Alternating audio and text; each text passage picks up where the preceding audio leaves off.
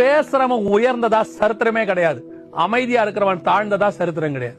நீங்க பொறுமையா போங்க, அக்செப்ட் பண்ணிட்டு போயிட்டே இருங்க. அவன் பேசிட்டே இருக்கட்டும். நான் உங்களுக்கு சொல்ற ஒரு விஷயத்தை, இந்த வேலை வெட்டி இல்லாதவங்க தான் உன்னை பத்தி உட்காந்து பேசிட்டு இருக்கான். ஏன்னா அவனுக்கு வேலை இல்ல, உன்னை பத்தி பேசிட்டு இருக்கிறான். உங்களுக்கு வேலை இருக்கு. கர்த்தர் உங்களை மேல கூட்டிட்டு போயிட்டு இருக்காரு, ராஜாவா போயிட்டு இருக்காரு. நீங்க உங்க வேலையை பார்த்துட்டு போயிட்டே இருங்க. ஐயோ அவங்க அப்படி பேசிட்டாங்க, விசுவாசிகள் இப்படி பேசிட்டாங்க, நான் இந்த விசுவாசிகளுக்கு இவ்வளவு நல்லது பண்ண, இவங்களே என்ன பத்தி இப்படி பேசிட்டாங்களே, சபை மூப்பர் பேசிட்டாங்களா, சந்தோஷம்ட்டு போங்க. காது கேளாதவனை போல இருங்க. நாளைக்கு அவங்களே வந்து உங்ககிட்ட பிரைஸ் தி லார்ட்னு சிரிப்பாங்க, பிரைஸ் தி லார்ட் சொல்லுங்க. ஒரு பிரச்சனையும் இல்ல. ஏன்?